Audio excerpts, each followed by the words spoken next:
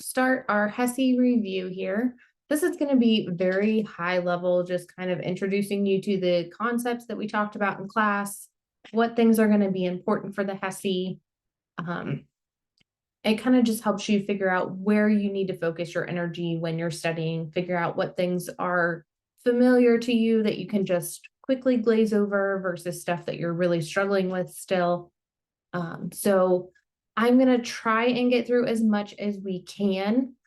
So that's why it's going to be kind of high level. If you guys have questions, please interrupt me and ask them, and we can go into detail about topics that you guys are struggling with. So I'm going to really count on you guys to ask me questions and make me stop if you want me to explain things in more detail. So let's start with some test taking strategies. So when you're looking at your questions, if you see absolutes in the questions, words like always, never, must, cure, those are going to be red flags for you. Remember that we don't have any instant cures in medicine. So any answer that is offering an instant cure is automatically going to be wrong. So go ahead and scratch that one off. Ignore it. We know it's a wrong answer. Those absolute words mean that there are no other options available. So if that is true, which is very rare in medicine, then it would be a correct answer. But anytime you have an absolute, there's a good chance that you need to look elsewhere. Professor, I'm sorry again. What were those absolute words? Always, never, must, cure. Anything that's indicating that there are no other options out there. Thank you. Make sure that you don't read into the questions. Use only the information that's provided. So don't give your patient a backstory. Don't add vital signs. It's really hard to do because we like to see the whole picture, but make sure that you're only looking at the information that's in the question. When you're choosing your interventions, you always want to start with the least invasive first. So if they give you an option for assessing vital signs or starting an IV, you're going to want to do your vitals before you start your IV. So along with that, we're going to assess first before we do our interventions and treatments. So we're always going to choose an assessment skill unless the patient is in distress and we need to act immediately. When you're doing that assessment, make sure you start with your patient. Start with your client first and make sure there's not a problem with them before you move on to checking your machines and equipment.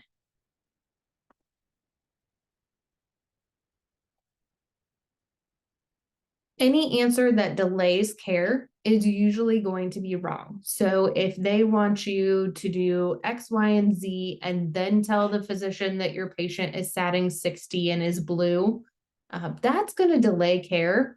At that point, if we have a patient that's blue and SATs are in the 60s, we need to do some action right away.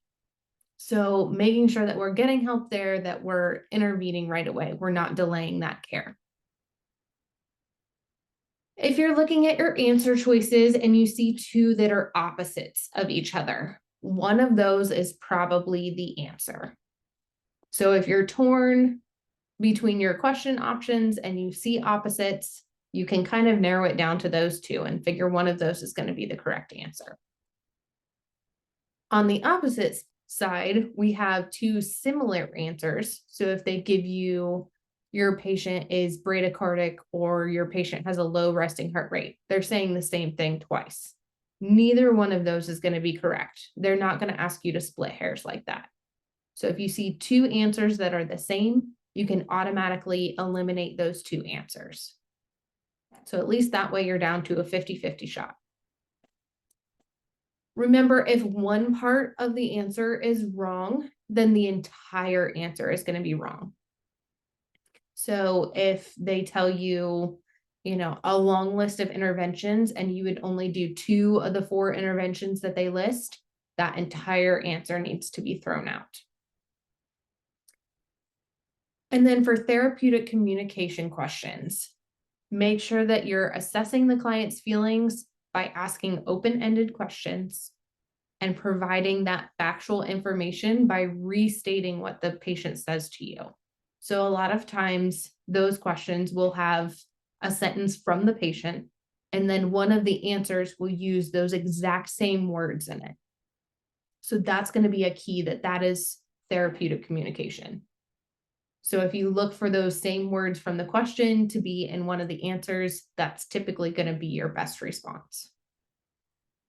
Does anybody have questions on those test taking strategies? Are those helpful? Okay, good. So now let's look at content. So we know that we're going to be tested on developmental milestones. So just locking those down, knowing when kids are supposed to do things so that we know they don't need extra assistance, they're getting the proper nutrition, they have a good family atmosphere. All of those things we can assess through developmental milestones. So just reviewing those, remembering our weights and our heights, when we expect them to be able to do things. So those are all your developmental milestones. When we're talking about separation anxiety, remember our different stages. We start in protest, where we're extremely upset. Then we get into despair, where we get quiet and we're reserved. We're really sad.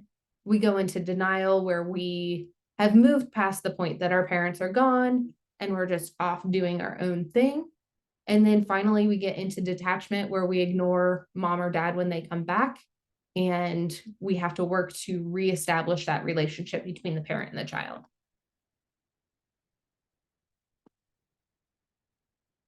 These are just more developmental milestones, just rephrased a different way. Remember, our school-age children are going to be in Erickson's stage of industry. So they like to do things. They like to be recognized for their accomplishments. Their peers are starting to become important. So the more we recognize them for things, the more hard work they're going to put into it. If we constantly are giving them negative feedback, telling them no, or telling them they're doing it incorrectly, it's going to cause them to lose motivation and not want to try new things or work at things. They're going to be discovering their own interest, realizing that they're different than their peers, but they still really just want to show that they can do things right.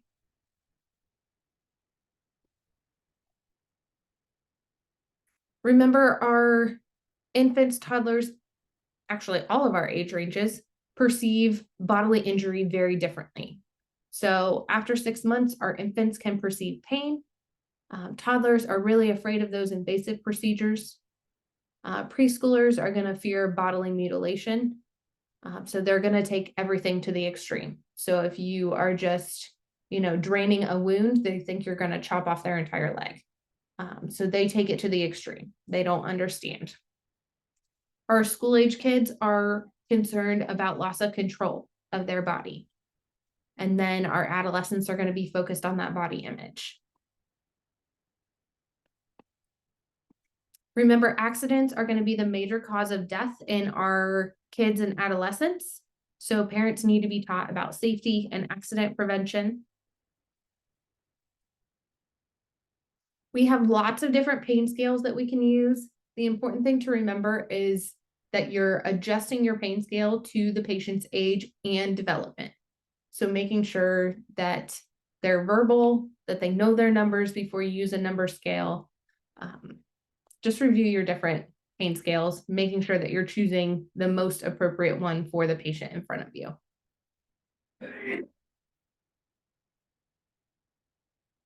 We always want to start with non-pharmacological interventions for pain, making sure again that they're appropriate for the age and developmental stage. So our infants are going to like pacifiers, being held, being rocked. Toddlers and preschoolers are going to want to be distracted. When our non-pharmacological interventions don't work, we can start with medications. We need to make sure that we're double checking our doses, that they're safe for the child based on their weight.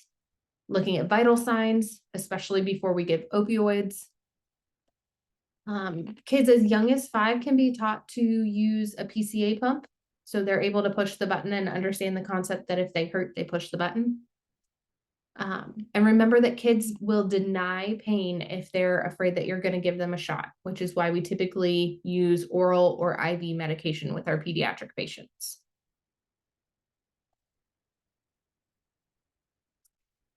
Looking at common diseases. So rubeola is measles. We can have light sensitivity. We have those Koplik spots that are tiny white spots on the inside of their mouth. And then we get that confluent rash, which is those red splotchy rashes that eventually run together. And we have a vaccination for it. 2 doses of our MMR vaccine given at 12 to 15 months and 4 to 6 years. Chickenpox, varicella zoster, we've got that extended incubation time. We know the skin lesions that are associated with it, and they're extremely itchy. So itch prevention is going to be your best friend. Until the scabs have formed, the patient is contagious. So making sure that we're keeping them away from everybody else, using contact and droplet precautions, and doing that varicella vaccination.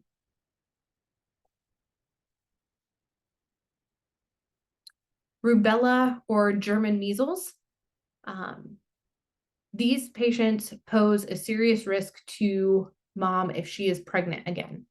So if mom is pregnant and exposed to another child with German measles, it can cause miscarriage, heart problems, loss of hearing and eyesight, intellectual disabilities, and liver and spleen damage in the unborn child.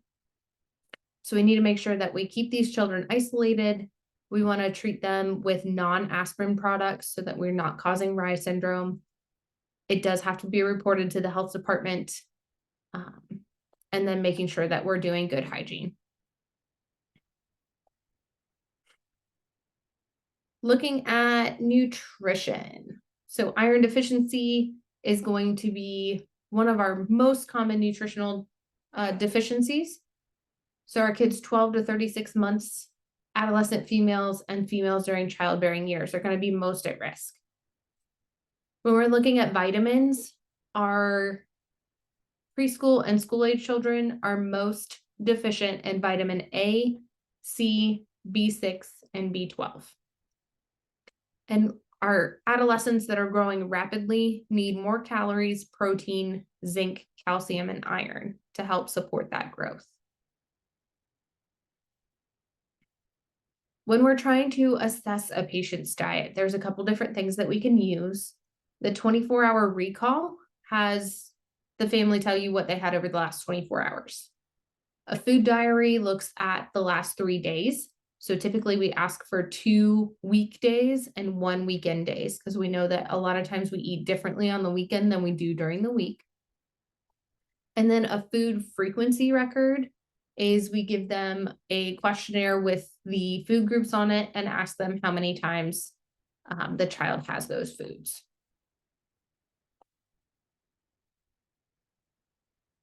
Diarrhea, we have lots of complications: dehydration, metabolic acidosis, shock, and death.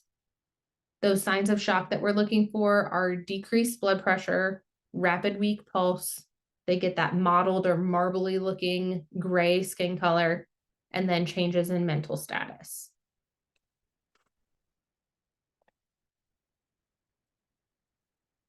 Some of the signs of dehydration are going to be poor skin turgor, no tears, dry mucous membranes, weight loss, depressed fontanelles, decreased output, and an increased specific gravity. So really concentrated, but decreased output.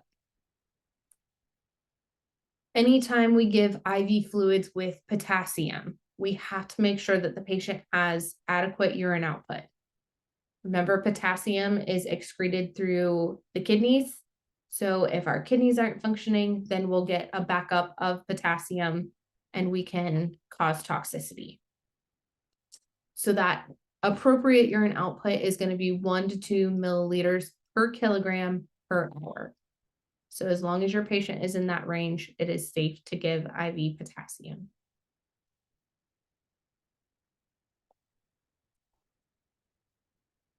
For our nursing interventions for diarrhea, we're going to observe the patient and their vitals, monitor their eyes and nose. We don't want to do a rectal temperature, anything that might cause them to stool more. We're going to rehydrate them, making sure that we're replacing both fluids and electrolytes. And then looking at our labs to figure out what our cause is, as well as what interventions we need to take. Any patient with diarrhea with an unknown cause is going to be in isolation until we figure out that it's not an infectious cause. So making sure that we're using our isolation precautions and washing our hands really well. Questions so far? We still doing okay? Okay. Looking at child abuse. So the big thing that we see with child abuse is the injuries don't match the child's age or development, and they don't match the story that parents tell us. You might see delays in care. You might see bruises in unusual places in lots of different stages of healing.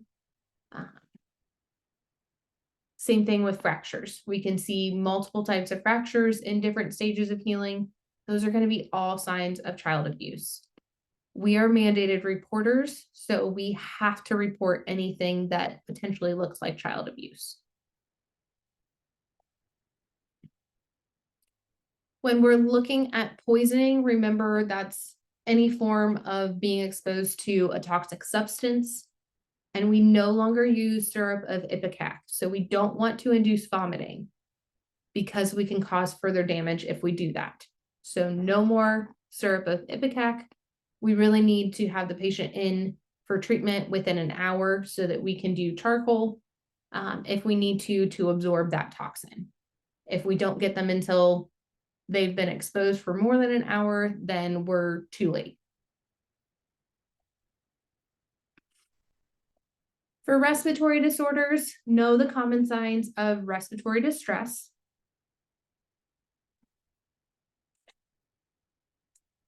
Just like everybody else, we're going to monitor their respiratory status. We can give rapid acting bronchodilators and steroids if they're having an acute respiratory attack. We want to make sure that we're maintaining their hydration. We might have to give IV fluids if they're having too much distress and can't maintain their own hydration.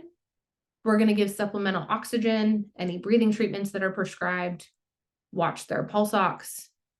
Usually more than 95 is normal. We will tolerate as low as 90, but we ideally would like them to be over 95.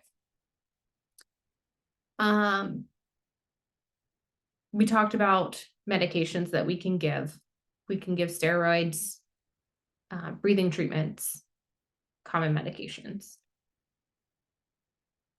For cystic fibrosis, remember it is a multi-system disease, so it affects a little bit of everything.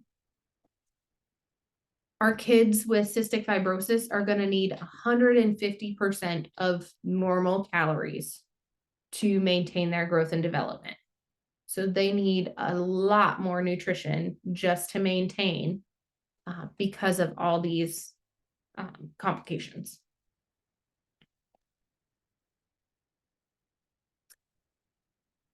For our CF patients, we have to keep them as free of infection as humanly possible. So really watching for those respiratory infections, being really preventative, making sure that they're not getting pneumonia. We're going to give them their pancreatic enzymes with their meals. We can put those in applesauce, rice, or cereal. With our older kids, we're just going to give it with their regular meals. They need fat-soluble vitamins in a water-soluble form, so a liquid form. And then they're also going to have lots of breathing treatments to help loosen those secretions and help them maintain their airways. We will teach parents percussion and postural drainage to help loosen up those really thick secretions and make sure that the patient can clear them so that they're not getting pneumonia. And then we want them to have high calorie, high protein, high fat diets. So really maximizing their calories and their ability to absorb those fat soluble vitamins. Carbohydrates can cause an increase in their CO2 drive, so we want to avoid carbohydrates.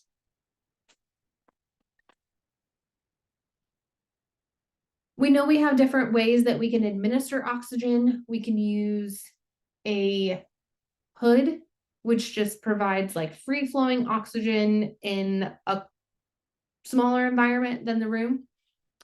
We can use nasal prongs, just like a nasal cannula, like we do in adults for low amounts of oxygen.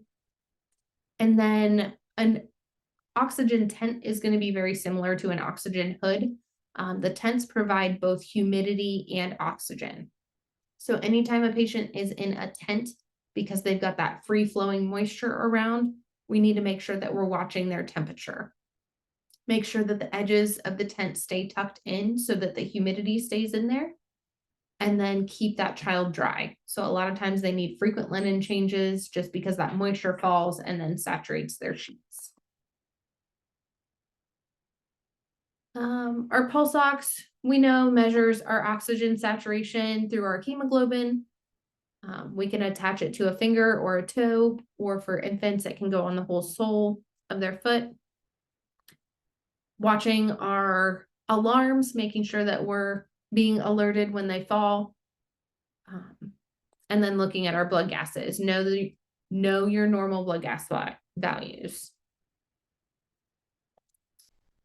For epiglottitis, remember that is where we have inflammation of the epiglottis, typically caused by H. influenza type B. We never want to examine the throat of a child with epiglottitis because we can cause laryngospasms that block the airway.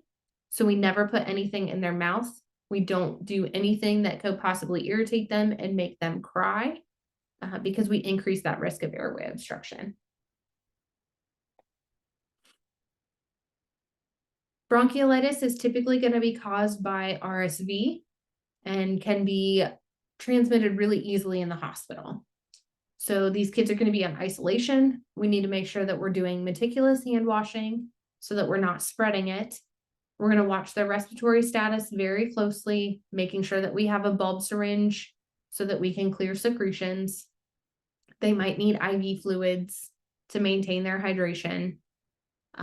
We do have a vaccine that we can give to provide passive immunity against RSV. So we use that in our high-risk population. So anybody under 2 with a history of prematurity, lung disease, or heart disease, they're all going to be able to get the RSV vaccine. Making sure we have a patent airway is going to be the most important thing for any respiratory disorder.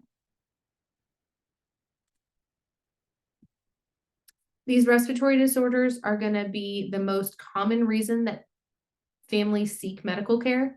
So make sure that you are very comfortable with them because they are tested on quite frequently. So making sure you know what your normal parameters are and the key signs of respiratory distress.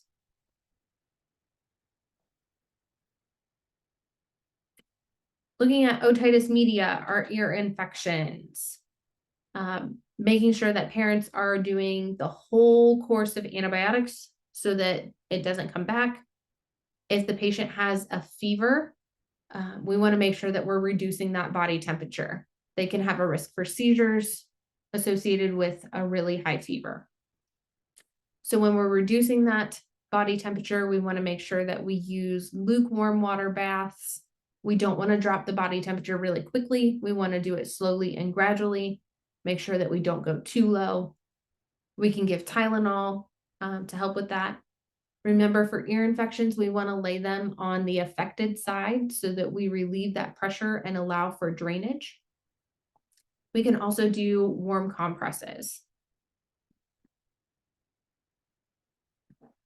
We have multiple causes of tonsillitis. We can have viral, bacteria, or strep that causes tonsillitis. Remember, anytime we have a strep infection, we are at risk for acute glomerular nephritis. and rheumatic heart disease. Before we do a tonsillectomy, we want to look at the patient's clotting factors and making sure there's not a family history of bleeding disorders before we send them back.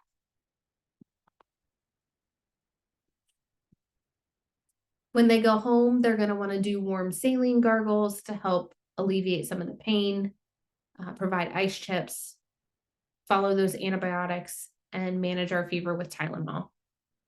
We want parents to be on the lookout for post-op bleeding. So they'll see frequent swallowing. You might see the patient vomit bright red blood.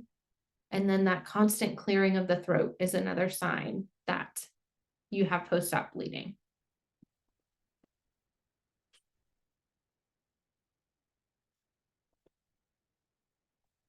Looking at heart disorders, we have our disorders that turn us blue and our disorders that let us stay pink.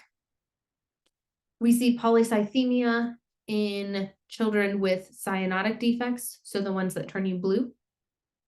And then we're going to diagnose these heart disorders with an ECG, an electrocardiogram that looks at our heart's rhythm, or an echocardiogram, which is an ultrasound that looks at the structure.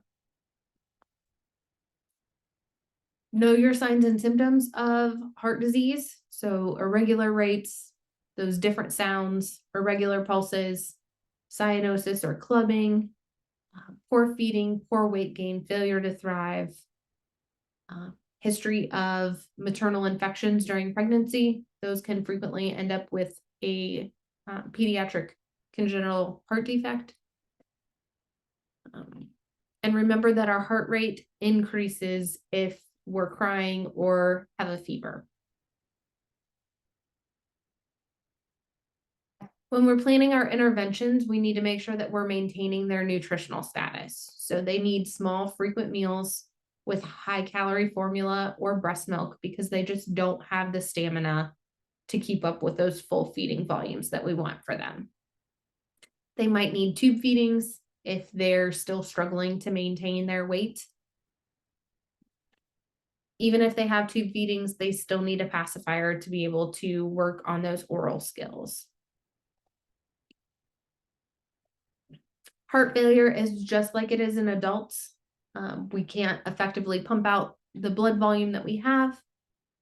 It's going to be associated with those acyanotic defects, so the ones that we stay pink. So know your signs of heart failure. They're the exact same as adults.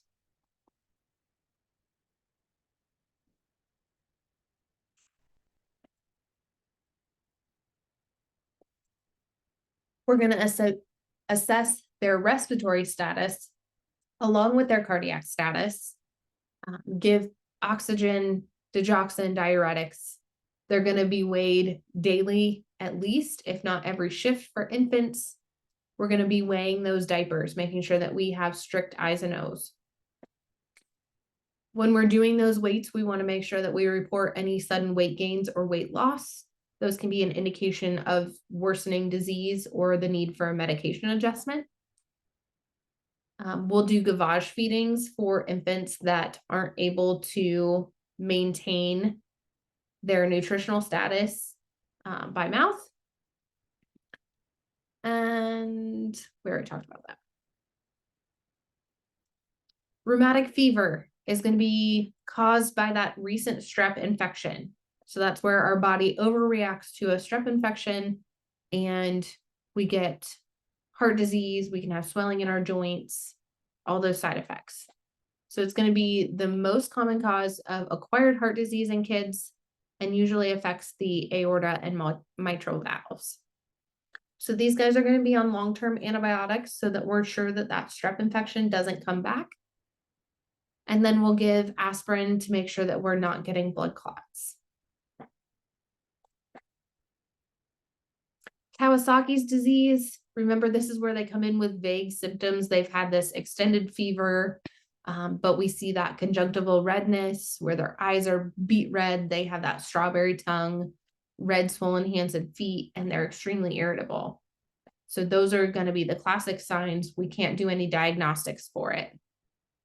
So we're going to give immunoglobulin IV, treat our fevers, with Tylenol. Making sure that we're monitoring our cardiac status, eyes, nose, and our daily weights. We can use lotions and cool compresses for their skin. They need really good mouth care. And then watching their clear liquids and soft foods for them. Here, I did that. Still good? Questions? Okay, we'll keep going. Neuromuscular disorders. Down syndrome is going to be our trisomy 21. So we have cardiac defects, respiratory infections, they have feeding difficulties, developmental delays. They can also have skeletal defects. So we need to do everything that we can to support this child's best level of functioning. Cerebral palsy. Our kids that are at risk are low birth weight infants, as well as those that have been exposed to a maternal infection. Our complications are going to be cognitive impairment, seizures, and failure to thrive. When we're feeding a child with cerebral palsy, we need to make sure that we are doing aspiration precautions so that they're not at risk for pneumonia. So making sure that they're upright when they're eating and that we're supporting their lower jaw. That low muscle tone and low development puts them at higher risk for aspiration. Spina bifida, we can see hydrocephalus. Typically, if they have a myelomeningocele, we'll see hydrocephalus. Neurologic impairment, they have a neurogenic bladder and poor sphincter tone, can have dislocated hips, clubbed feet, and skin problems. Scoliosis, and remember these kids are all at risk for a latex allergy. So we want moms to start folic acid at least 3 months before they try and get pregnant. And that will help reduce our risk of spina bifida. Hydrocephalus is where we have an obstruction in the CSF between our ventricles, and it causes our brain to enlarge. Spina bifida and meningitis are going to be our two big risk factors for hydrocephalus. Our signs of increased ICP, intracranial pressure, are going to be the opposite of shock. So where you have an increased pulse and decreased blood pressure in shock, you're going to have a decreased pulse and an increased blood pressure with increased intracranial pressure. So just remember, it's the opposite of shock. We need to know what the child's baseline behavior and development are so that we can determine those changes with the increased ICP. We're going to maintain seizure precautions, make sure the head of the bed stays elevated so we get gravity helping us drain that intracranial fluid. And we might need to do surgery. So we might insert a shunt into the ventricle, and then that will most often be tunneled into the peritoneum so we can drain the excess fluid into the abdominal cavity. We never want to pump a shunt unless we're told to, because it can cause changes in pressure in the ventricles. Know your different types of seizures. Medication noncompliance is going to be the most common cause of seizure activity. Never put anything into a child's mouth when they're having a seizure can cause a lot of damage. So making sure that we're just keeping their head stable and keeping them away from any object that could cause injury. Bacterial meningitis is an inflammation of the brain and spinal cord. Typically comes from an ear infection or something that comes in through the nasopharynx. We're going to give antibiotics and antipyretics, isolate them for at least 24 hours. Keep an eye on those vitals and those neuro checks. Minimize stimulation. And these guys are also going to need seizure precautions. We want to keep the head of the bed slightly elevated, keep them comfortable. We're going to do a daily head circumference in our infants.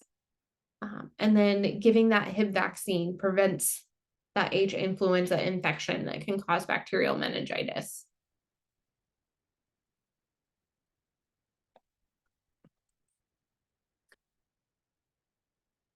Our causes of Rye syndrome can be those flus, chickenpox, and then giving aspirin when we are having those flu-like symptoms.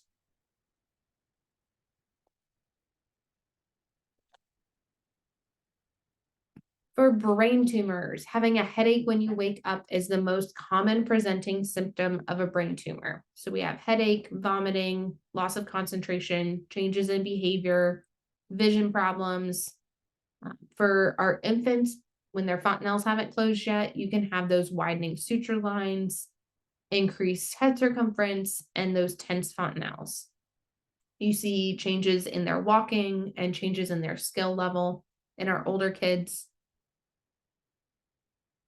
Most of our kids that have brain tumors will need to lay either flat or on their side after surgery.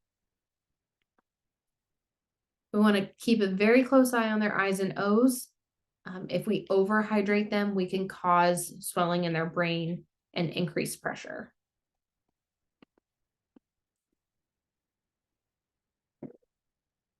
Muscular dystrophy is going to be an inherited disorder that causes weakness. The most common one is going to be Duchenne's muscular dystrophy. So you get that waddling gait. They're really clumsy, overall weakness. We talked about the Gower sign and their hypertrophy of their calves. You get that progressive muscle degeneration and those cognitive delays. Can skip over that. For our renal disorders, acute glomerulonephritis is going to be, again, that response to the strep infection. We can see an elevated anti-streptolysin titer, elevated BUN and creatinine. We've got that recent strep infection. Then we often get edema. They're irritable and lethargic, high blood pressure, dark urine with protein. We're going to keep an eye on their vitals, especially their blood pressure and I's and O's. Again, a daily weight. They need a low sodium diet, low potassium diet to make sure that we're not dehydrating them. During the acute phase, they're going to need to be on bed rest so that they don't overdo it. They're going to need antihypertensives if their blood pressure goes up, watching for seizures and congestive heart failure, and then renal failure. Professor, I have a question. So, a cause of AGN infection would be like strep throat, right? If Yes. they've ever had strep throat? Yep. Okay. Yes. Our decreased urine output is going to be the first sign of renal failure in these kids. So making sure that we're keeping an eye on our urine output as well as our urine specific gravity to assess our kidney function. Nephrotic syndrome is going to be a disorder of the glomeruli. We're going to see edema that becomes severe and generalized. They're going to be lethargic, not be eating, pale. They have frothy appearing urine, and they're dumping a ton of protein in their urine. So you'll also see elevated serum lipids. We want to watch these patients for signs of infection, making sure that we're keeping them away from anybody with an infectious disease. They're going to need good skincare, especially in those areas that are swollen. They're going to be on bed rest. They'll need steroids. And we're going to look at that abdominal girth daily, making sure that we're not getting more swelling in our abdominal area. Again, small, frequent feedings of normal protein, low sodium. And these kids are going to need a daily weight. UTIs, we know our infants have really vague symptoms. Our older children have your more classic symptoms.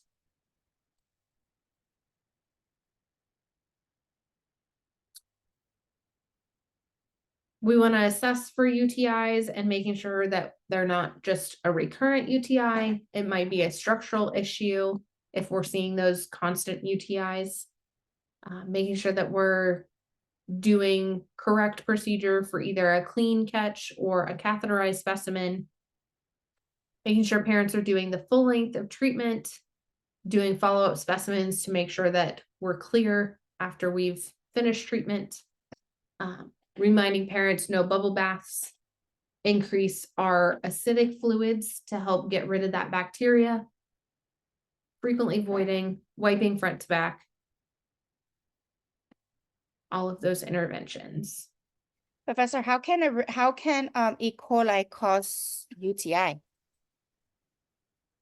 Any bacteria can cause a UTI. If you get an overgrowth of bacteria in that area, you can get a UTI. I was reading it in the HESI book, and it said that E. coli bacteria can be a cause of a UTI. Yep. Most of the time it's from not washing hands properly. Oh, okay.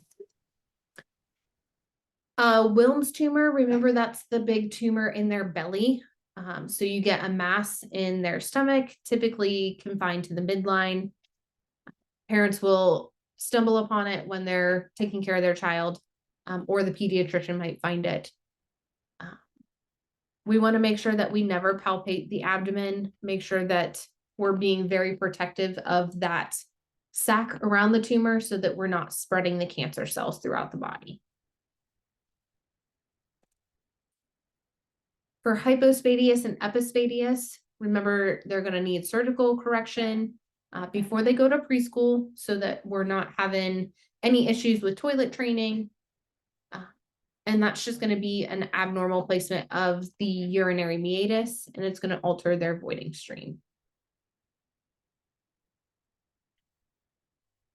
Looking at renal failure, our causes are going to be dehydration, trauma to the kidneys, or an obstruction. For acute renal failure, chronic renal failure is caused by congenital anomalies or infections.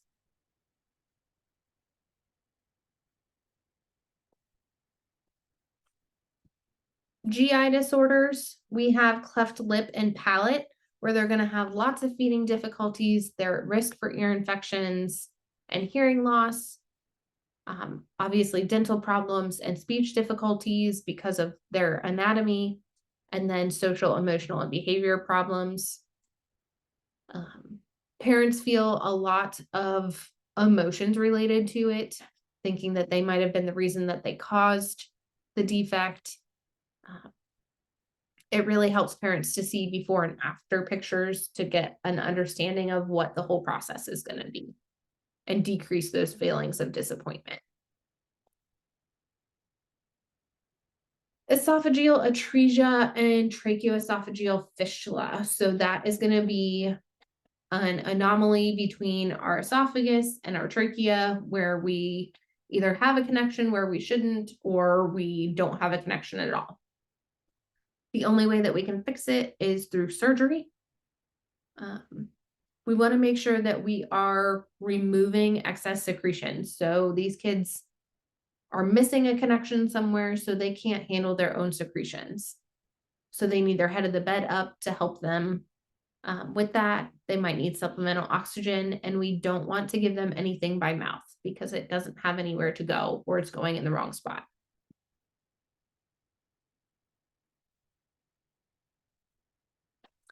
Pyloric stenosis is where we have that projectile vomiting. We're always hungry, really irritable. Sometimes we can feel that olive-shaped mass in the right upper quadrant, and we can see our stomach waves. After surgery, we give small oral feedings with electrolyte solution or glucose water. They're going to be on their side in semi-Fowlers after eating, making sure that we burp them frequently, and they're going to need close follow-up to make sure that they're regaining weight correctly after surgery. Intussusception is where our bowel kind of slips into itself. We're going to see abdominal pain, screaming when they draw their legs up, vomiting, those current jelly stools. So we're not going to see any stool. We're just going to see blood and mucus. And then they can have a sausage-shaped mass in that right upper quadrant. And then the low right quadrant will be empty. These kids are going to need a lot of help with nutrition and fluid and electrolyte balance. The younger the child is, the more help they're going to need to maintain their growth. For Hirschsprung's disease, this is where we don't have nerve endings going all the way through the colon and rectum. So it's important that we don't put anything in the rectum because the patient can't feel it to tell us anything. They need to have axillary temperatures. They will have a temporary colostomy, and we need to teach parents long-term care. So teaching plan for colostomy and then when they can expect to have that reversed. For appendicitis, we know our major complication is if it ruptures and causes sepsis, overwhelming, or if it gets an abscess. We know we get pain at McBurney's point, that abdominal guarding, rebound tenderness. If it would perforate or tear, the patient would suddenly feel magically better temporarily and then be in excruciating pain afterwards. For celiac disease, we know that's where we are exposed to gluten in wheat, rye, barley, and oats, and our body does not appreciate it. So we get these oily, foul-smelling stools, abdominal distension and cramping. We have difficulty maintaining growth, and we know we have to have a gluten-free diet for life and monitor our growth and development. Gastroenteritis is where we have inflammation of the stomach and intestines.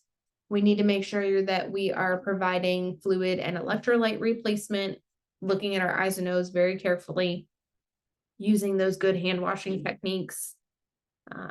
We don't want to give anything that will dehydrate the patient. And in the case of gastroenteritis, we don't want to give an anti-diarrheal medication because that's going to cause more issues down the line.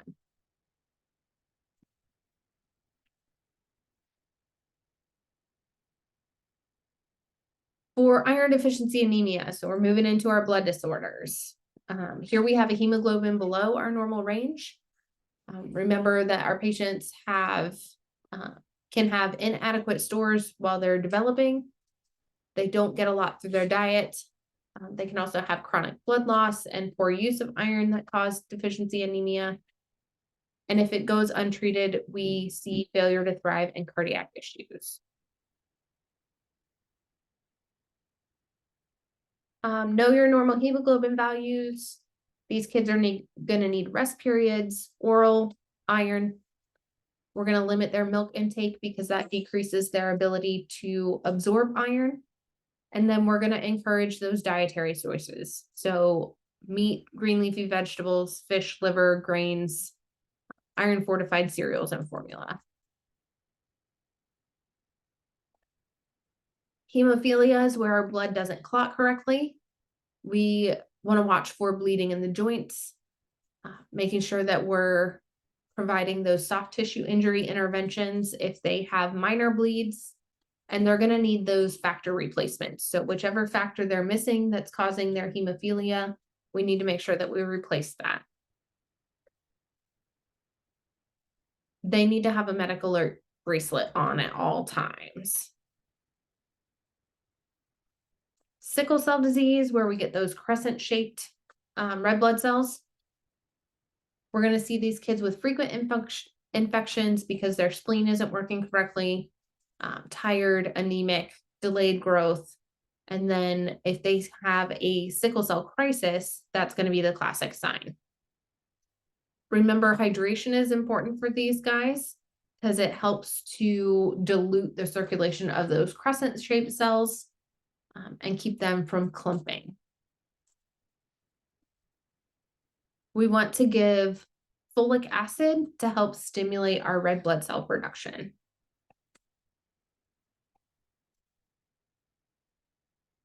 Acute lymphocytic leukemia is going to be the most common cancer that we see.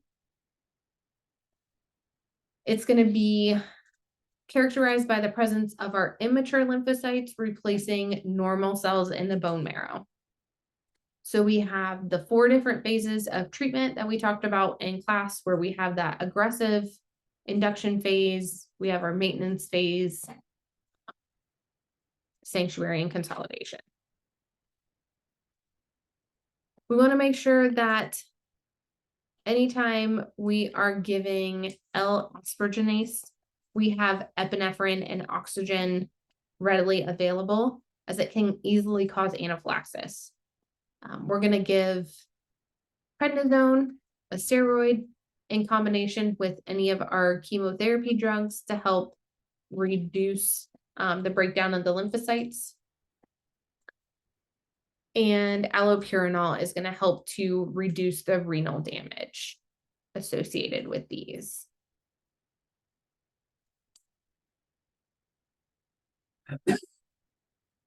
Looking at hypothyroid. So we know hypothyroidism causes congenital impairment or cognitive impairment and growth failure. We can see it as early as their newborn screen. A lot of times our infants that have hypothyroidism are classified as those good, quiet babies. They eat, they sleep, they eat, they sleep, because they don't have the energy to do anything else.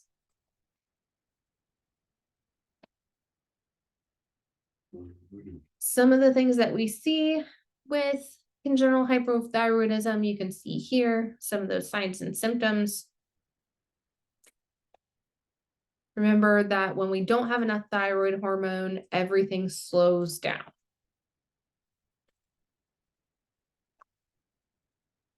So we're going to watch for those signs and symptoms, making sure that parents understand replacement therapy before they go home.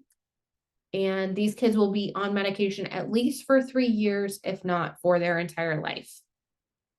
We're going to give it in the morning, making sure that we're watching for constipation, looking for signs of overdose, so speeding up if we have too much, so rapid pulse, irritability, fever, weight loss, diarrhea. Underdosing is going to be those same signs of hypothyroidism. And they're going to need periodic thyroid testing for the rest of their life, as long as they're on medication. And that's the TSH24. Yes. Yep. PKU is an autosomal recessive disorder where we're not breaking down our amino acids correctly. Can cause central nervous system damage and cognitive impairment. This is the whole reason why we started doing newborn screening, is finding this disease. So as soon as we diagnose it, then we alter their diet to make sure that they're not having those amino acids that they can't break down. So they're going to be on special formula. They're going to need high protein foods like milk, meat, dairy products.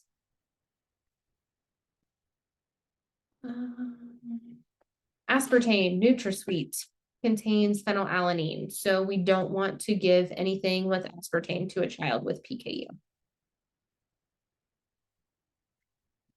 Oh, sorry. High sources of phenylalanine are going to be your high protein foods. So they want to avoid those and only eat low phenylalanine foods. So veggies, fruits, juices, cereals, bread, and starches. For our diabetics, remember type 1 is going to be insulin dependent. Our pancreas doesn't function as a result of an autoimmune reaction, and we get the 3 Ps: polydipsia, polyphagia, and polyuria.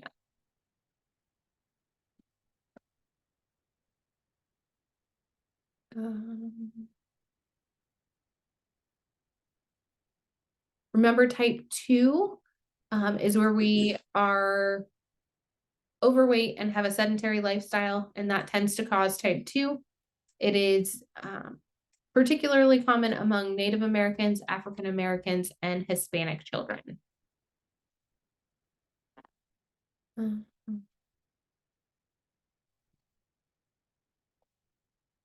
Looking at fractures, know your different types of fractures.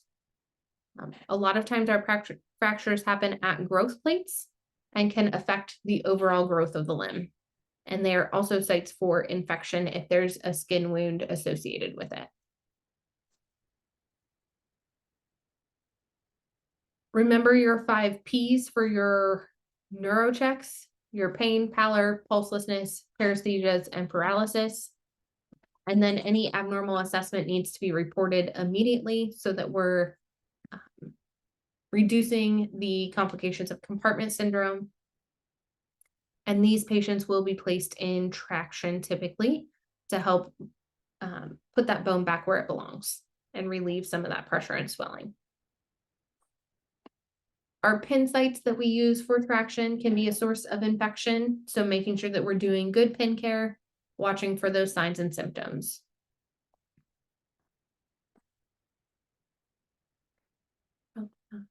Hip dysplasia, we have a positive Ortolani sign. So when they are assessing the hips of the newborn, they get a clicking sound when they're moving their hips. We can also have unequal folds on the skin of our buttocks. One leg will be longer than the other. These kids are going to be in a Pavlik harness for 23 hours a day. Therapy is going to be revolving around positioning, and then we'll need to do good skincare, making sure that we're not getting skin breakdown underneath our harness. And then we'll only take it off for bathing. Scoliosis, we've talked about, where we've got that abnormal shape to our spine. You see an elevated shoulder or hip, our head and hips won't be aligned. And then we see that change in our arm length when we bend forward. Again, we're going to be braced for this in a Milwaukee brace for 23 hours a day. It's important that we have a t-shirt underneath so we don't get skin breakdown.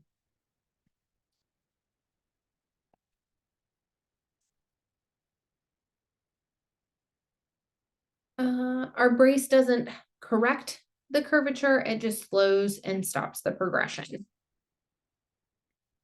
These patients will need to be log rolled, so you'll need multiple people depending on the size of the patient.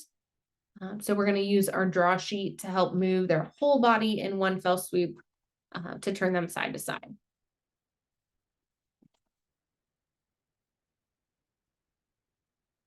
Juvenile rheumatoid arthritis is going to be an inflammatory disorder of the joints. We can have multiple joints involved and systemic presentation. Making sure that we're doing light exercises and splinting. They're going to get NSAIDs, steroids, and they're going to need eye exams because remember, they can have inflammation of their iris that can cause vision loss. Okay. And that is it for our super quick review. Anybody have a question? Yeah. Yeah. Okay. So provider, as you were reading the PowerPoints, I was going section by section from the book itself.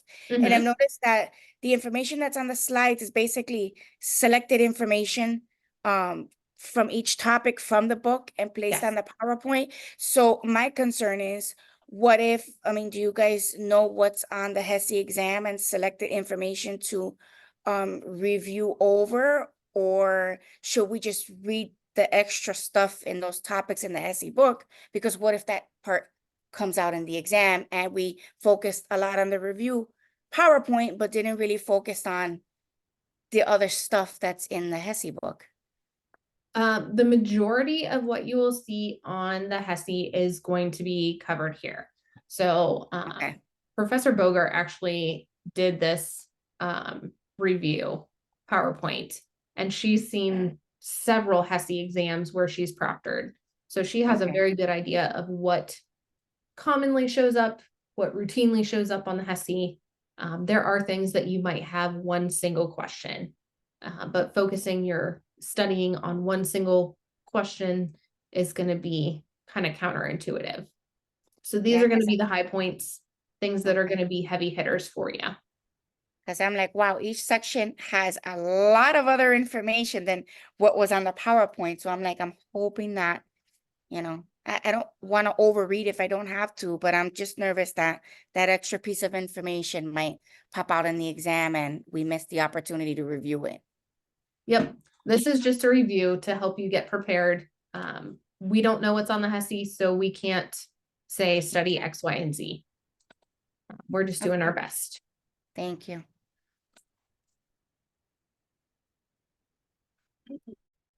So the rest of our time, we're going to do a Kahoot to help practice applying our information. I will let you guys get logged in here.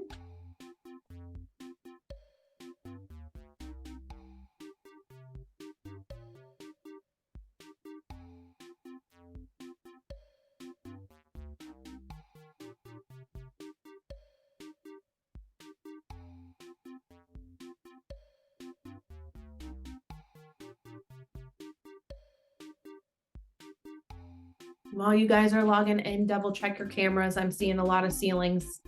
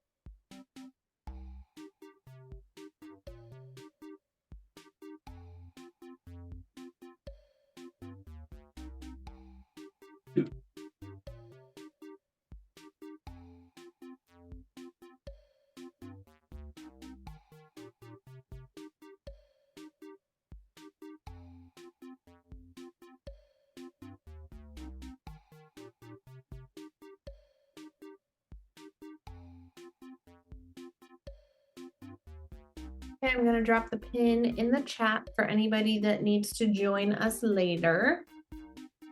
And we will go ahead and start.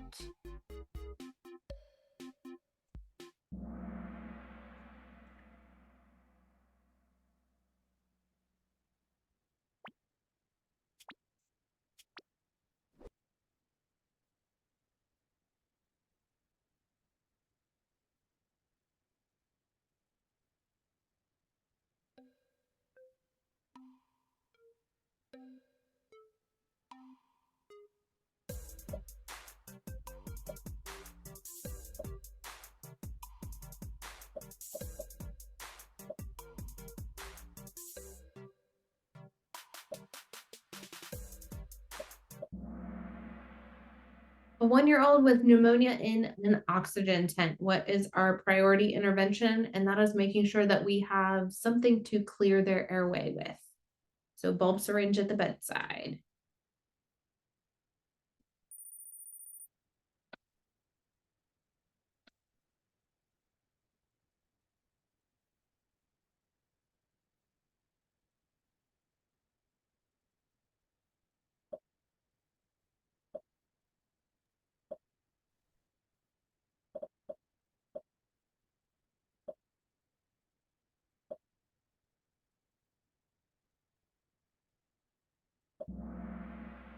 The knee chest position increases our blood flow to the lungs for our tetralogy patients.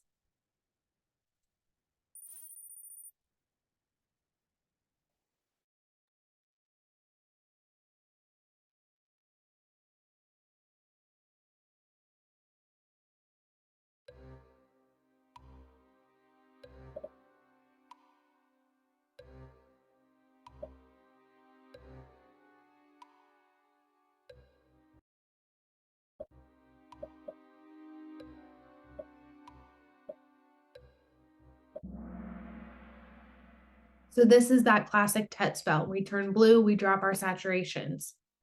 So the very first thing we do is put them in that knee chest position.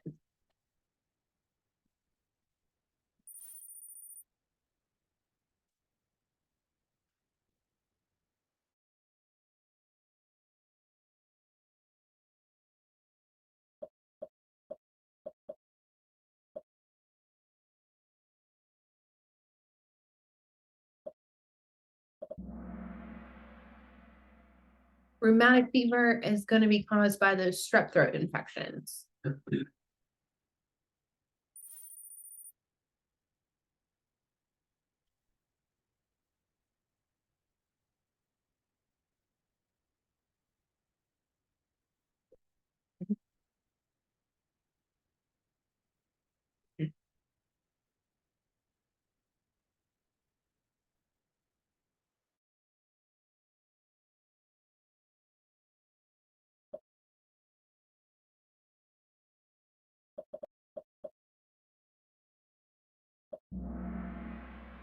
Signs and symptoms of rheumatic fever are going to be all of these. So we know it can cause damage to our heart valves, swelling in our joints, chorea, which is abnormal involuntary movements, and then those subcutaneous nodules over top of our joints.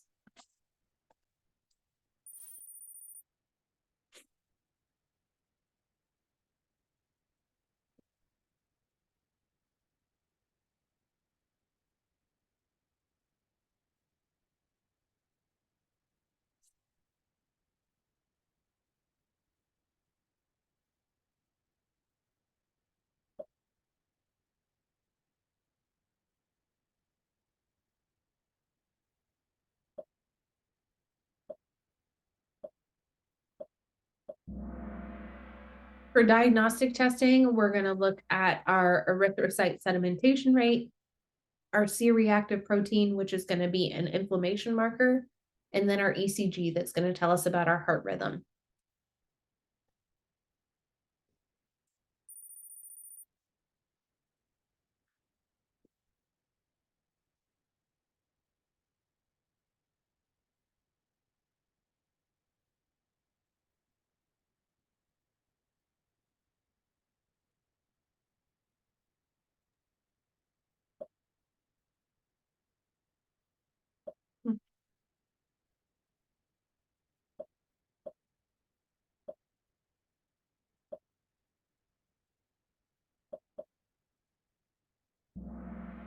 Our VSD causes increased blood flow to the heart, as well as increased pulmonary artery pressure, which is going to cause pulmonary hypertension.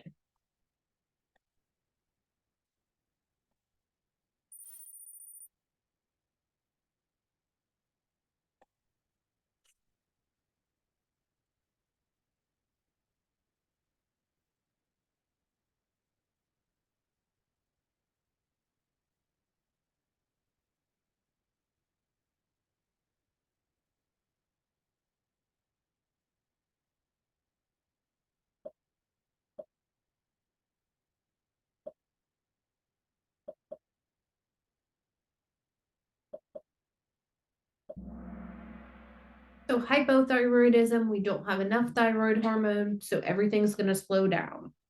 So all of these are going to be signs and symptoms.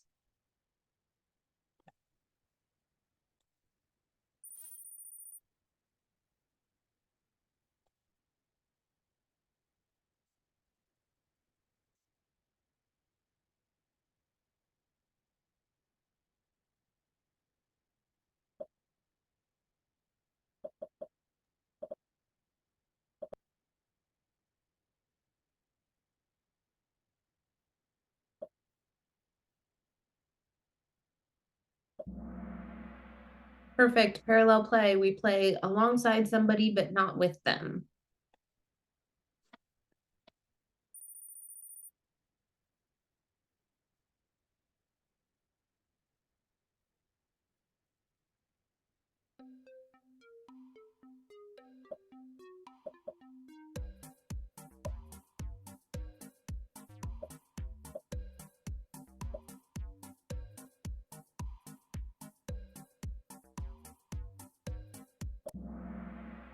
That begins at 2 to 3 years of age.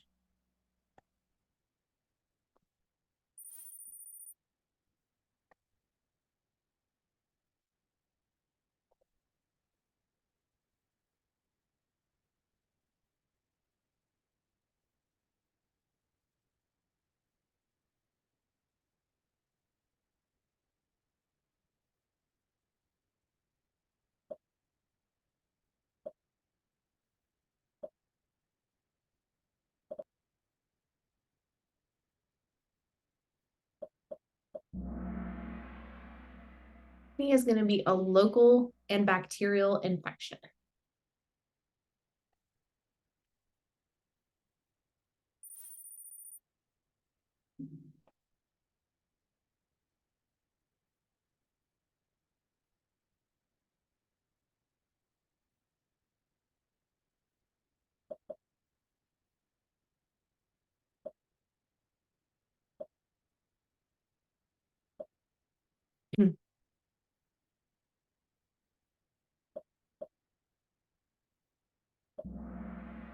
Doxycycline is going to treat both acne and sinus infections.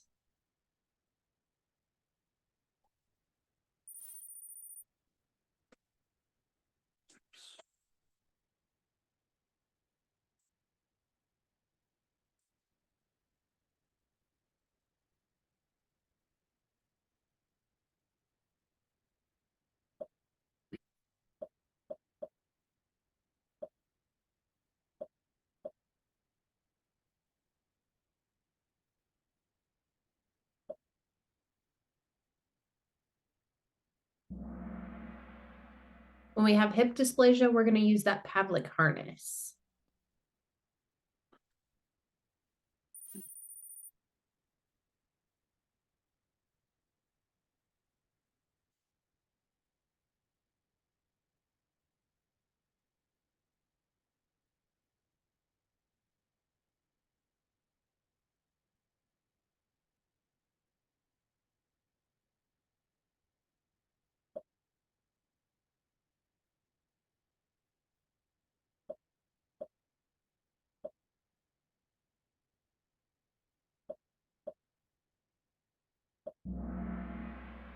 Good job, guys. We diagnose hip dysplasia with the positive ortolani, where we have the hip clicks.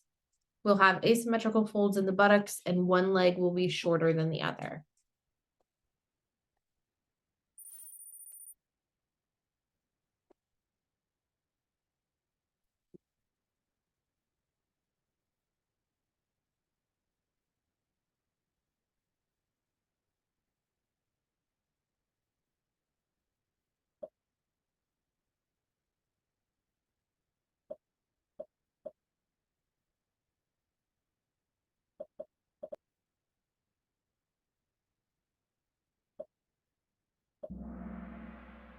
When we have a myelomeningocele, that spinal cord defect, we need to assess our urinary function, because with the defect being right there, it might be affected, as well as their neurologic function.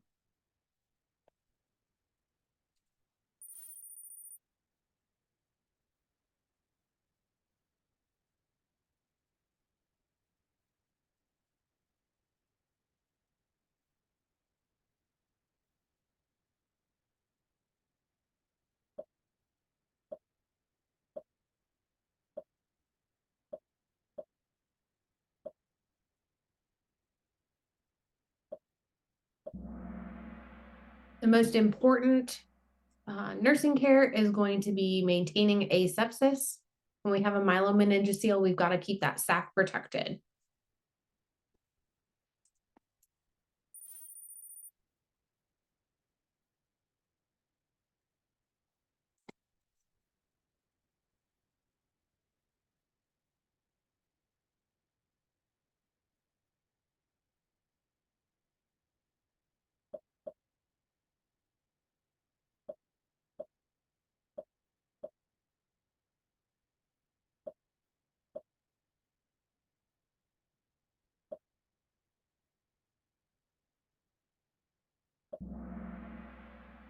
So we're taking care of a baby, we protect the sac as much as possible. So in the picture, you can see We've got spina bifida where our nerves don't go all the way down. We have a meningocele where we just have that fluid filled sac. And then a myelomeningocele is where those nerve endings go into that sac. So making sure that we protect that so that we're not causing meningitis.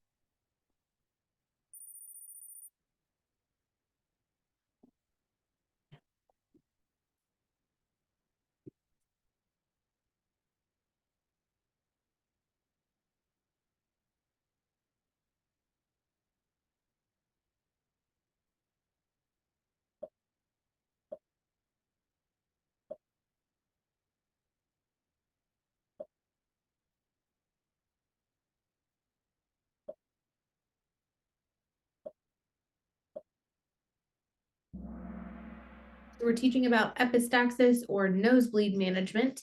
So we want them to sit, lean forward, and pinch the soft portion of their nose.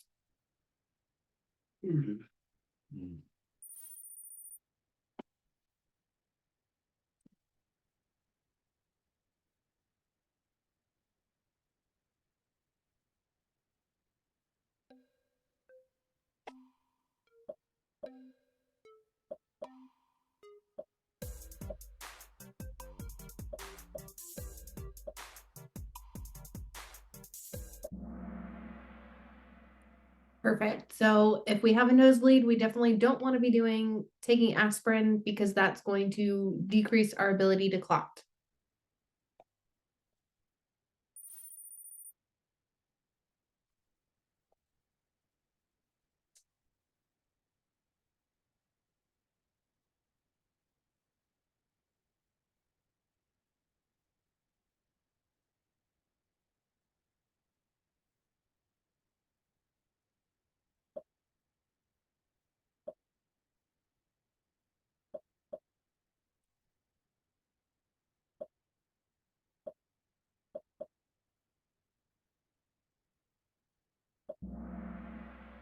If we have epispadias or hypospadias, then we have to delay our circumcision in case we need the foreskin for that surgical repair for a skin graft.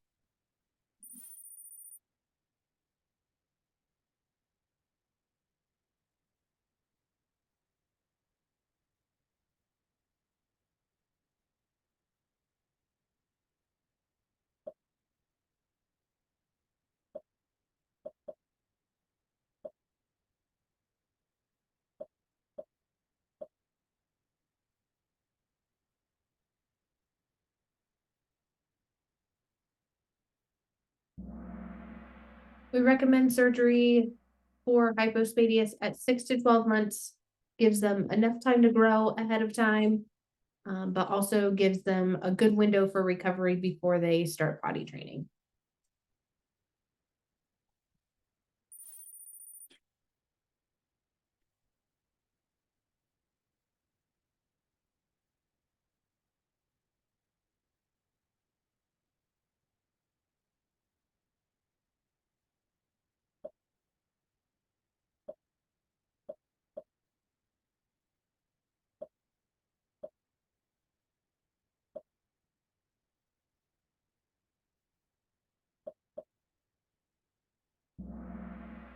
Folic acid is going to help make new red blood cells.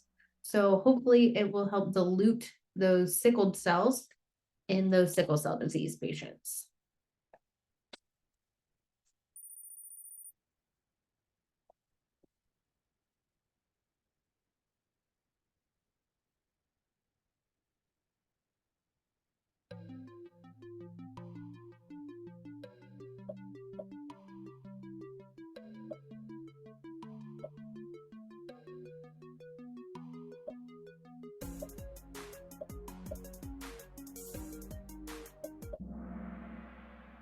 This is basically saying the same thing, just rewording it a little bit. We know that folic acid helps with red blood cell production, so we're also going to be fighting anemia.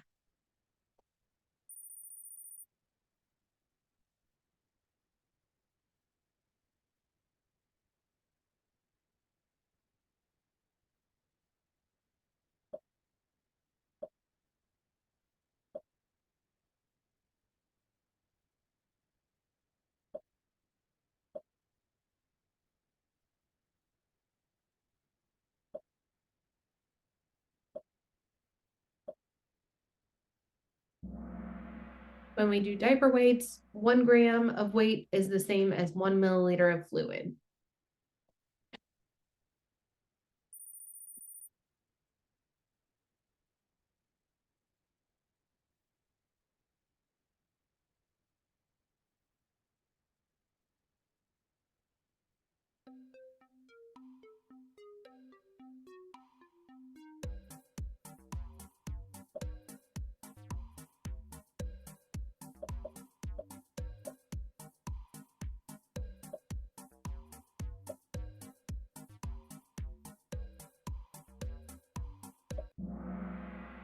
Signs and symptoms of pyloric stenosis. We have that projectile vomiting and poor weight gain. These kids can't keep anything down. They're always going to be hungry.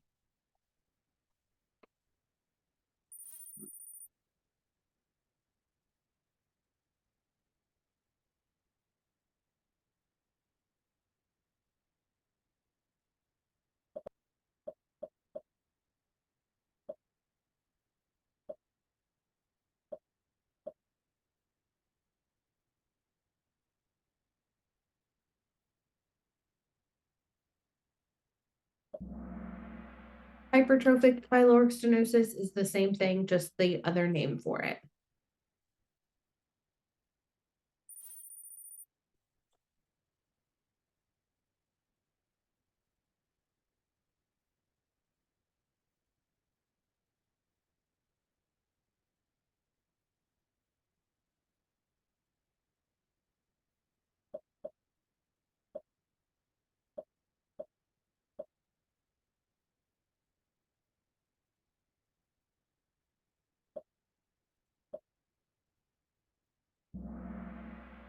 Autonomic dysreflexia is where our body overreacts to stimuli, so it can be caused by urinary retention.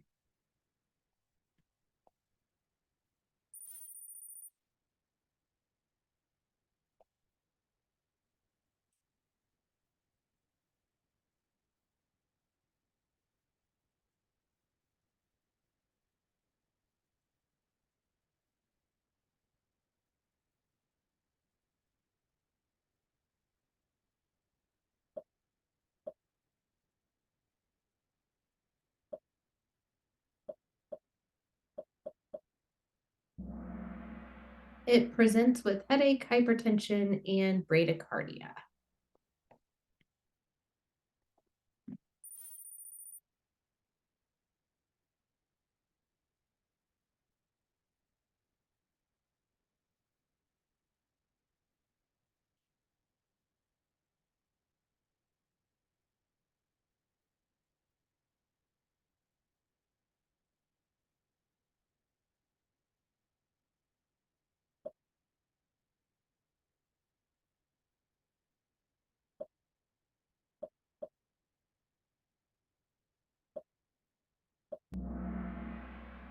Nursing interventions are going to be bowel and bladder training so that we're not getting that urinary retention, dangling our feet at the edge of the bed, and then treating hypertension.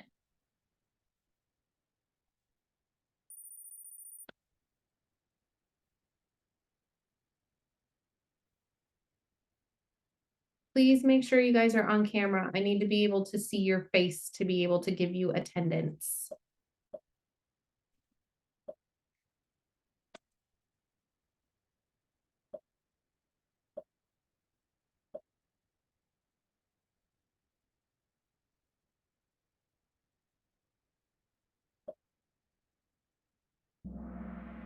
Lyme disease is caused by an infected deer tick. Yes, this is true.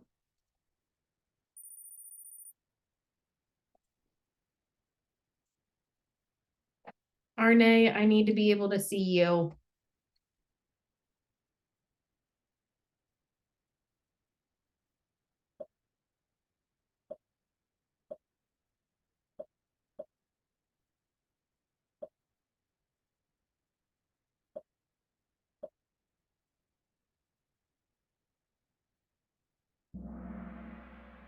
Lyme disease treatment is going to be doxycycline.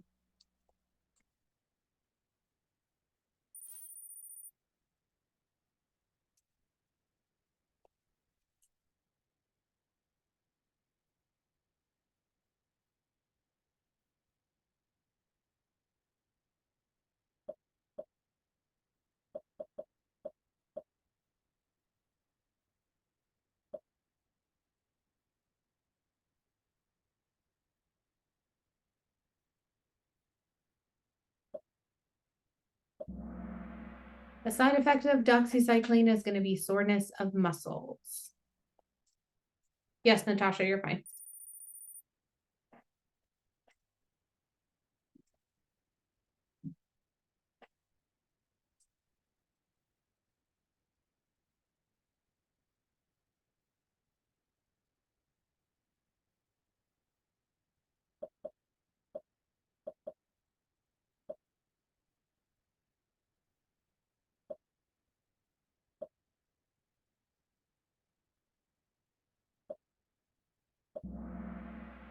Fruits and vegetables are going to be the best snack for a patient with osteomyelitis, making sure that we're maximizing those vitamins and minerals that help our bones.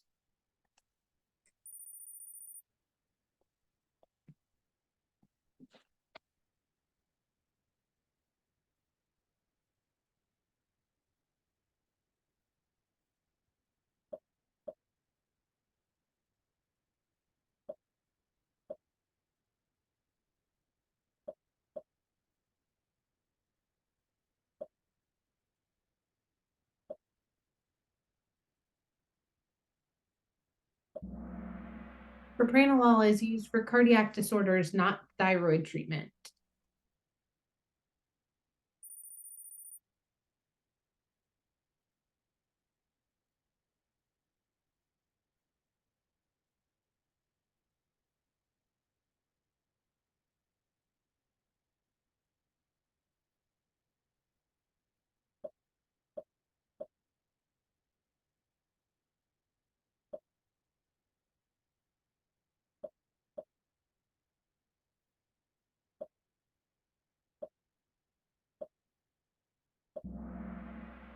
We use propylthiouracil or PTU to help decrease our thyroid hormone production and treat hyperthyroidism.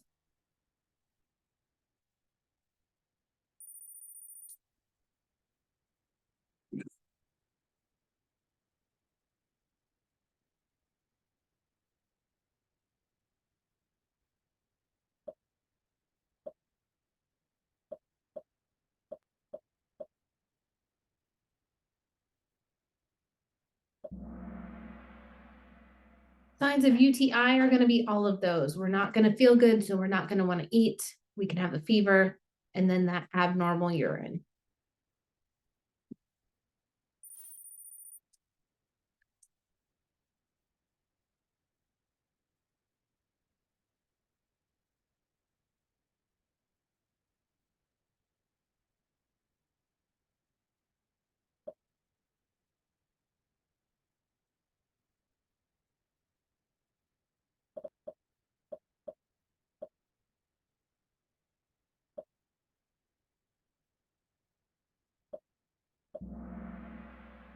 Our DTaP schedule is 2, 4, 6 months, 15 to 18 months, and then 4 to 6 years.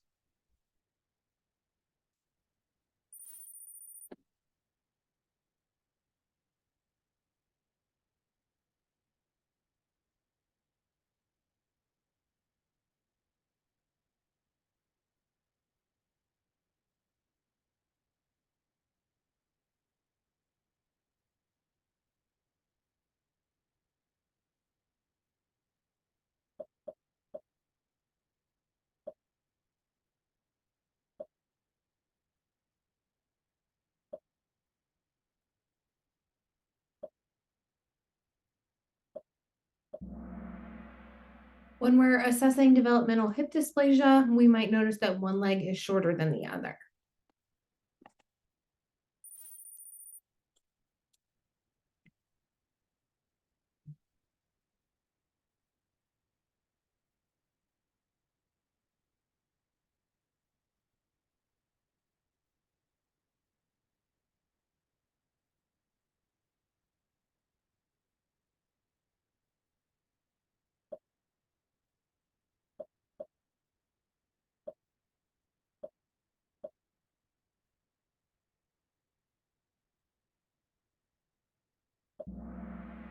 All of these are going to be required immunizations for school age kids. So we need varicella, MMR, our DTaP, and polio before we can go to school.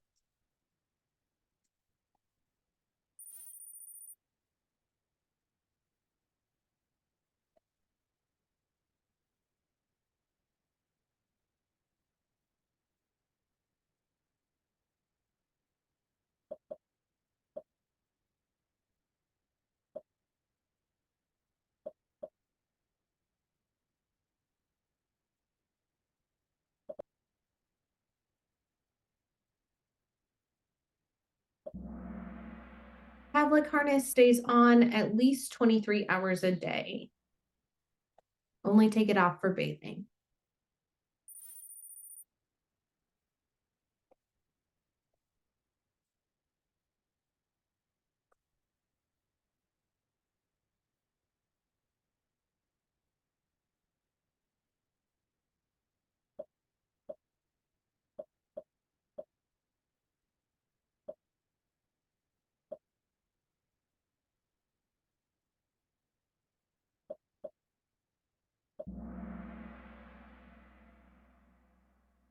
We're going to do sponge baths for Pavlik harness so that we can keep it on longer, making sure that we have nice, good skincare, that we're not getting skin breakdown.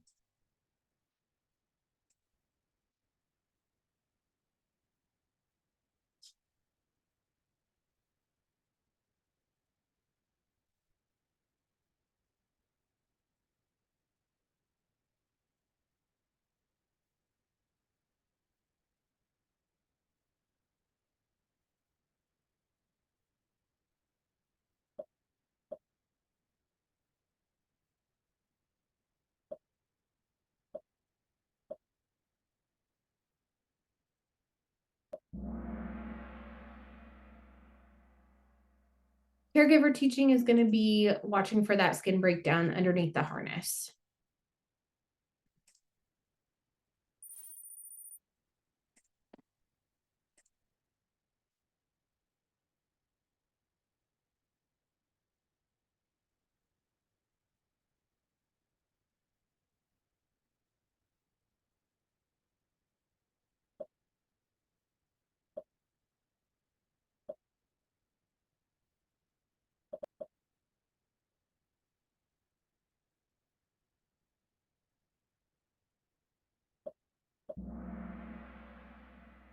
When we're teaching parents for treatment of head lice and scabies, we want to make sure that all clothing, linens, bath articles get cleaned with hot water to get rid of all of those mites.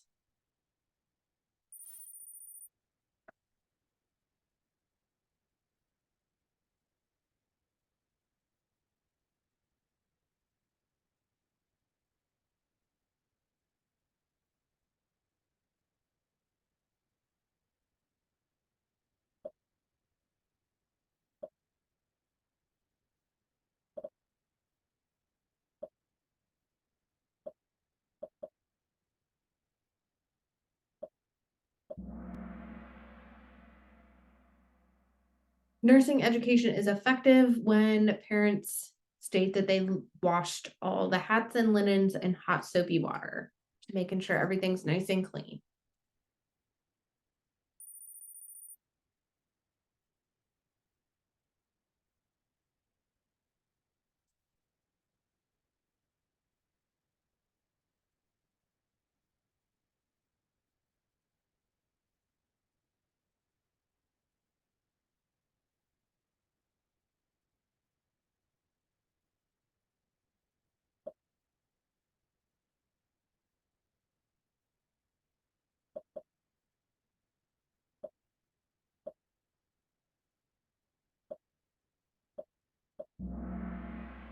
For our infants and neonates, there's lots of things that can contribute to respiratory distress for them. So any secretions, we need to be able to suction out, making sure that they maintain their temperature and their respiratory drive are linked very closely with each other, and then giving supplemental oxygen as needed.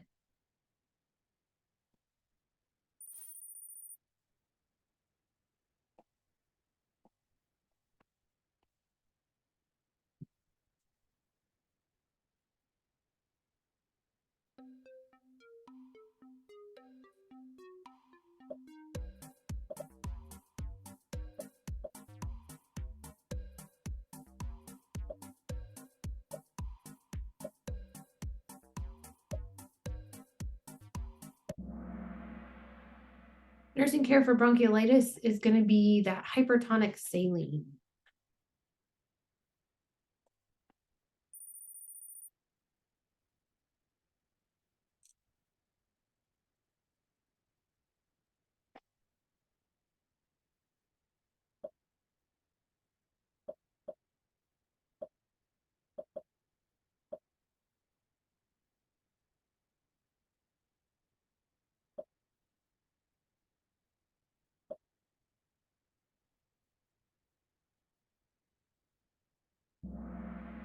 Leading cause of childhood poisoning is going to be medicine and drug exposure. So those common things like Tylenol that we accidentally leave laying around the house.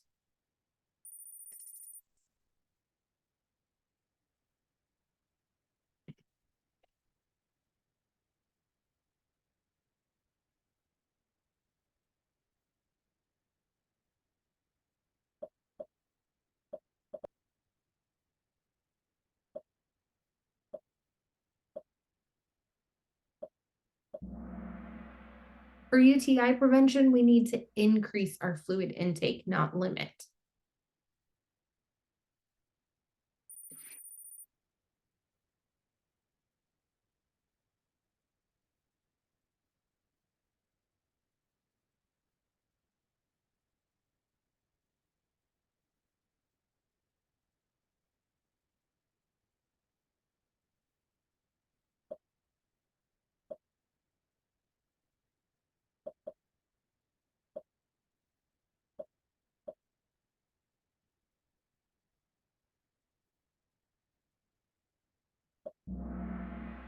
Signs and symptoms of appendicitis, rebound tenderness, abdominal guarding, and pain at McBurney's point.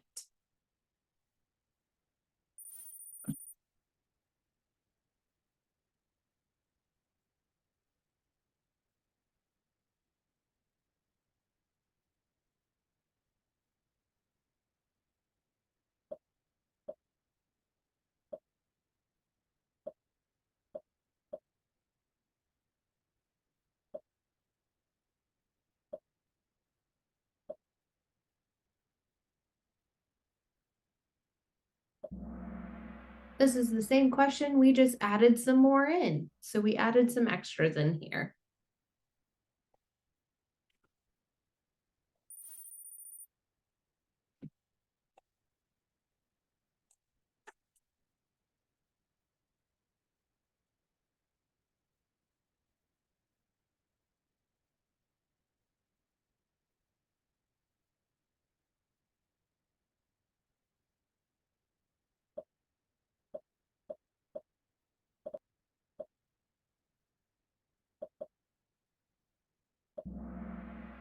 So for this particular question, there's lots of things that are associated with cystic fibrosis, but the one that sticks out is going to be that abundant bronchial mucus because that's going to obstruct their airway. So in this case, where you see multiple answers that could be correct, but you can only choose one, you want to choose your most significant.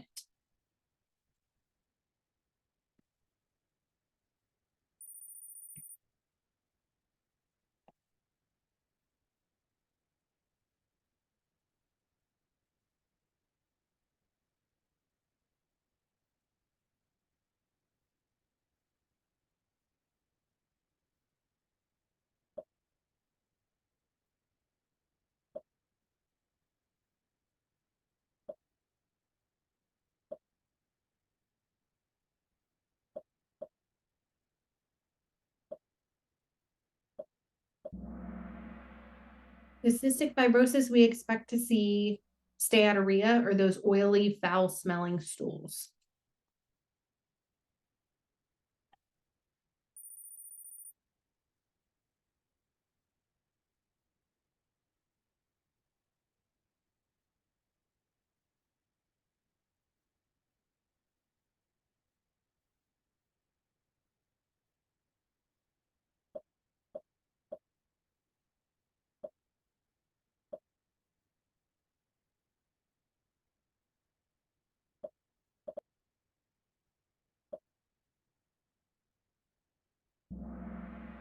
All of these are respiratory signs and symptoms of cystic fibrosis.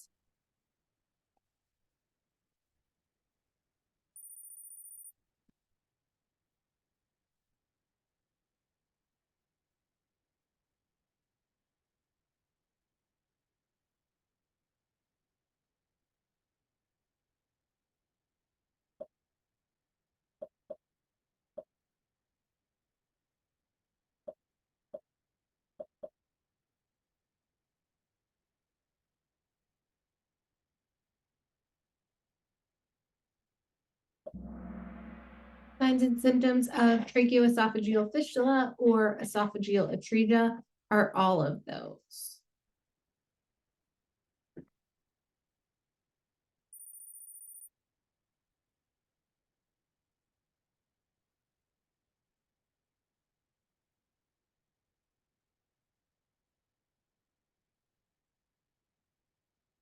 So here you can see the different combinations of the disorder that you can have.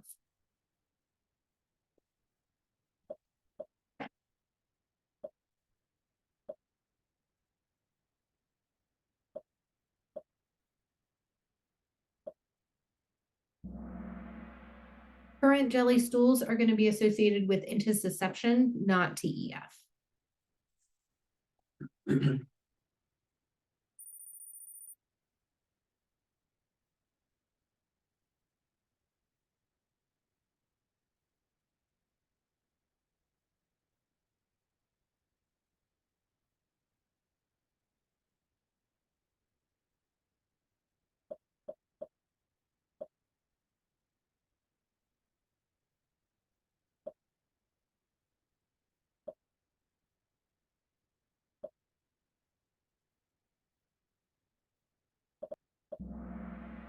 Because of the difficulty managing secretions with EA or TEF, you see coughing, choking, and cyanosis.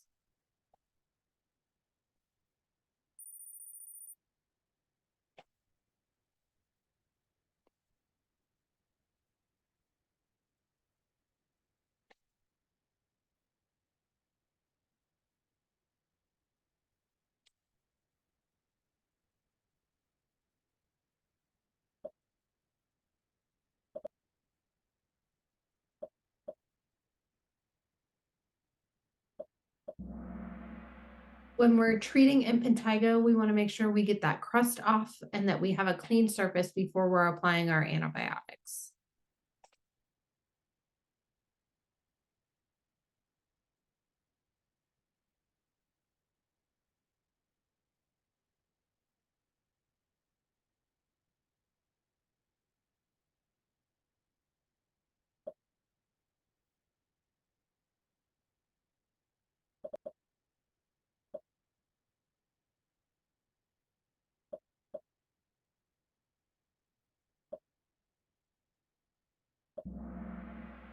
So we can soak those crusts in Burrows solution that'll help them come off easier.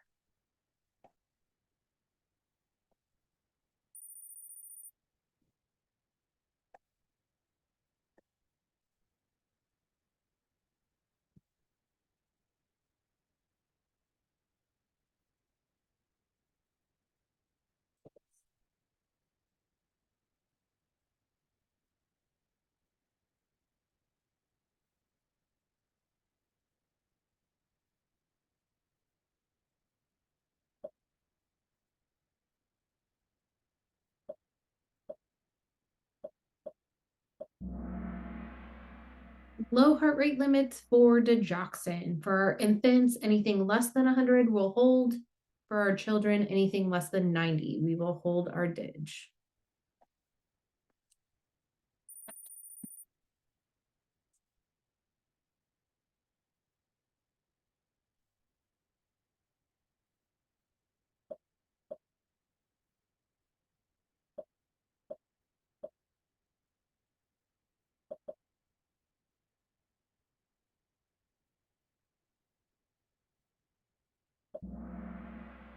We definitely need to do a full 1 minute apical heart rate so that we have the most accurate measurement before we give our medication.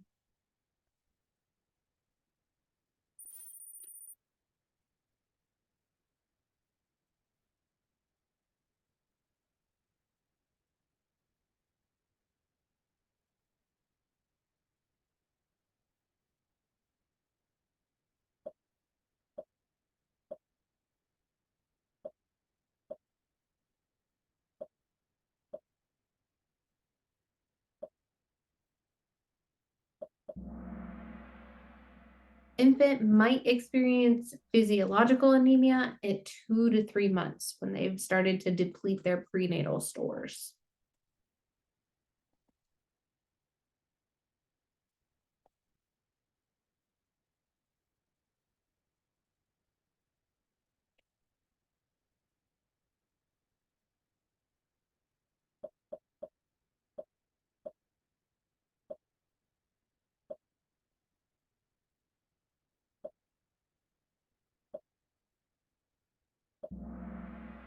Rheumatic fever is going to be an overcompensation of our immune system, especially when it's exposed to a strep infection.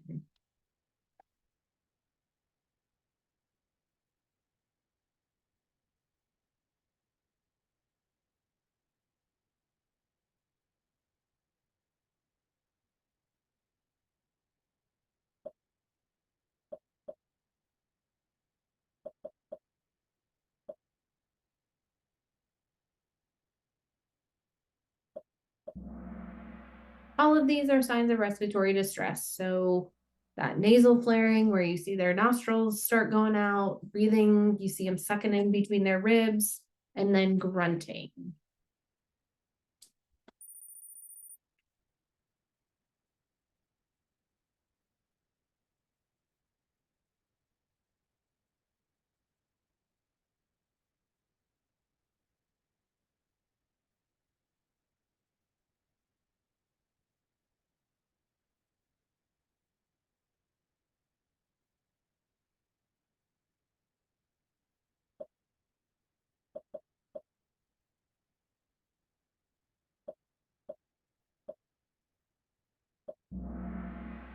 It's just another way to look at it. Some more signs included. We've got that increased heart rate, nasal flaring, retracting, and grunting, all signs of respiratory distress.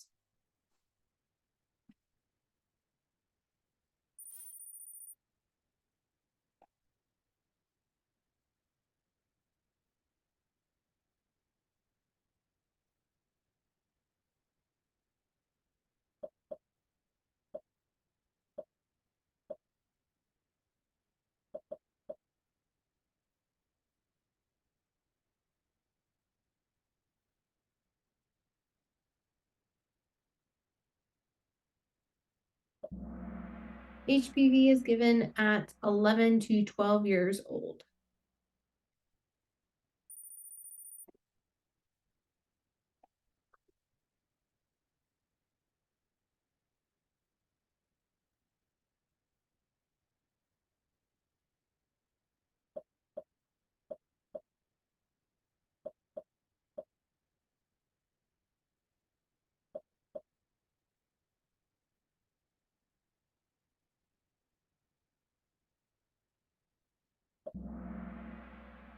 So diabetes is not going to be hypoglycemia, it's going to be hyperglycemia.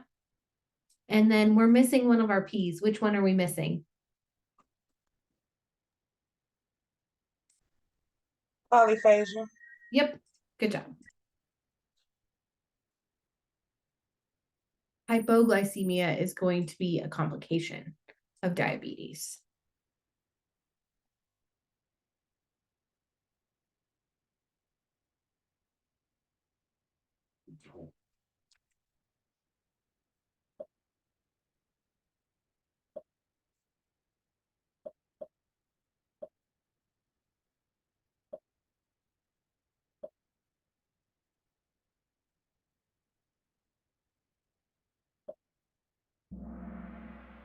Polydipsia is caused by that high osmolality. So we're always thirsty trying to dilute our fluids. Okay, we're going to call it quits there. It looks like CT is our winner tonight. And I just wanted to remind you guys that